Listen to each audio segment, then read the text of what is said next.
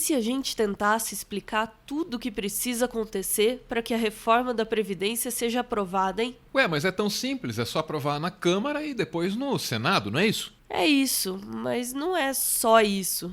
Jura? Tô abalado. Abalados estão os brasileiros que estão esperando desde 1º de janeiro que o governo comece a funcionar.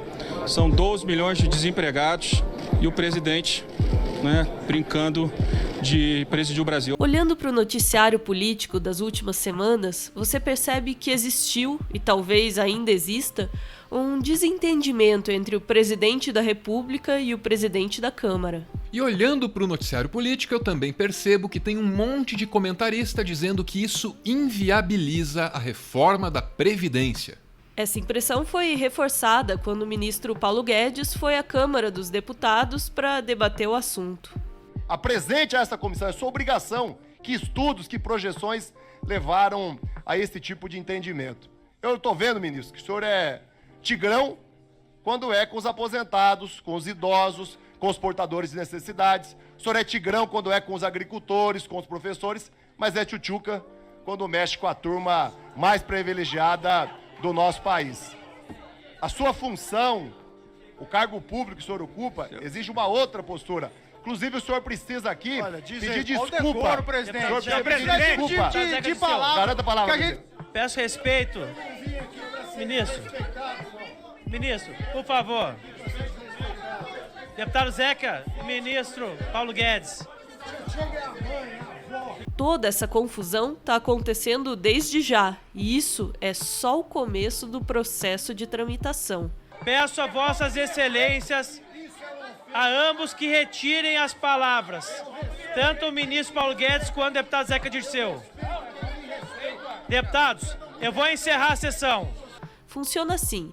A reforma da Previdência é uma PEC. Uma proposta de emenda à Constituição. Isso. Uma PEC precisa, antes de tudo, ser aprovada pela CCJC, que é a Comissão de Constituição, Justiça e Cidadania, dentro da Câmara dos Deputados. Essa comissão precisa avaliar o projeto num nível técnico.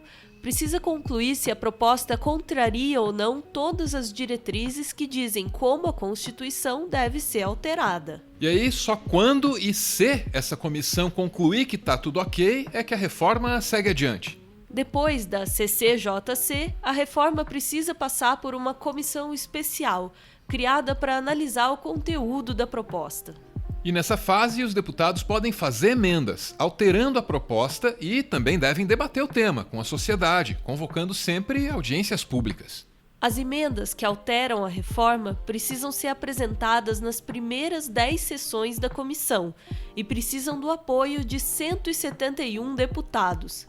No fim dos trabalhos, o relator dessa comissão escreve um parecer sobre o projeto. Se os outros membros da comissão aprovarem o parecer, aí a proposta vai para o plenário da Câmara. No plenário, todos os 513 deputados participam de uma votação dividida em 2 turnos. O projeto só pode ser aprovado se receber os votos de 3/5 dos parlamentares. Ou seja, são necessários 308 votos. O partido do governo, o PSL, tem 52 cadeiras na Câmara e há divergências sobre o tamanho da base de apoio que o governo poderia ter em outros partidos. Tudo dependeria das negociações. Depois de aprovada no plenário da Câmara, a reforma chegaria ao Senado. O Senado também tem a sua Comissão de Constituição, Justiça e Cidadania. E essa comissão também precisa aprovar a reforma. Se for aprovada pela comissão, a reforma segue para o plenário. Mais uma vez, a votação acontece em 2 turnos e a aprovação da PEC depende de 3/5 dos votos. Como são 81 senadores no total, a reforma precisa de 49 votos. Só que tem um porém. Os senadores também podem apresentar emendas à reforma. E se alguma emenda modificando o texto for aprovada, o texto volta lá para o começo da tramitação na Comissão de Constituição e Justiça da Câmara. Só que os trâmites poderiam ser mais simples que da primeira vez, porque agora a Câmara só teria que discutir os pontos que foram alterados pelo Senado. Concluído o processo de tramitação, o presidente da República sanciona o projeto. Só que isso está longe, muito longe de acontecer. Porque, além dos 308 deputados e 49 senadores, o governo precisa do apoio de figuras importantes que têm papéis cruciais nesse processo de tramitação. Os relatores das comissões são importantes, tanto na Câmara quanto no Senado. São importantes porque são eles que redigem os pareceres que devem ser aprovados pelo restante dos membros das comissões. Também são relevantes os presidentes da Câmara e do Senado, porque são eles que despacham a proposta de uma etapa para a próxima, da Câmara para o Senado e do Senado para a Câmara, se assim for necessário. Os presidentes das duas casas legislativas também determinam quando as votações devem ocorrer e têm até o poder de barrar a tramitação da proposta. O processo de tramitação é longo e complexo, ele está detalhado nos regimentos internos da Câmara e do Senado e também na Constituição Federal. Todas as etapas, discussões e votações são obrigatórias. Pode parecer burocracia demais, mas esse é o jeito brasileiro de garantir que a proposta seja discutida amplamente com a sociedade. E tem que ser assim porque as mudanças que essa reforma propõe são drásticas.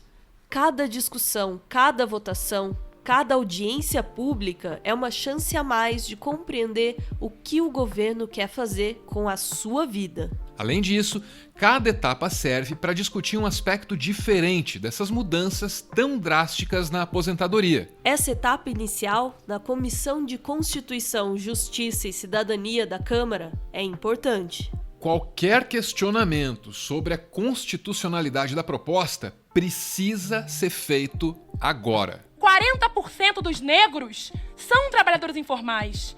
No último ano, 50% das mulheres que se aposentaram por idade não contribuíram nem 16 anos. É impedir essas pessoas de se aposentar. Isso é inconstitucional, porque fere o artigo 7º da Constituição, que o ministro Fux já disse que era, inclusive, cláusula pétrea do direito à aposentadoria. Não há nenhuma desconstitucionalização de direitos, nenhuma.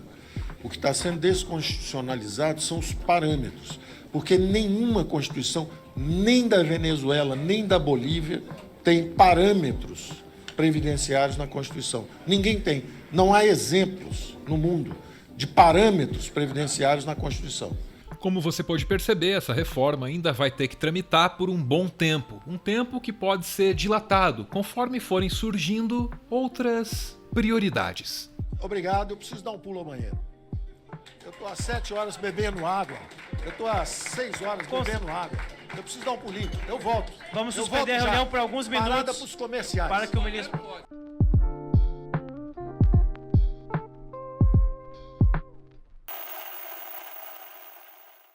Por entender que alguns aspectos da reforma da Previdência só podem ser tratados pela via do humor, nós incluímos nesse vídeo a edição que segue.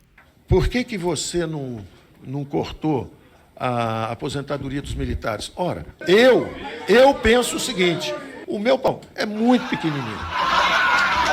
O general está chateado.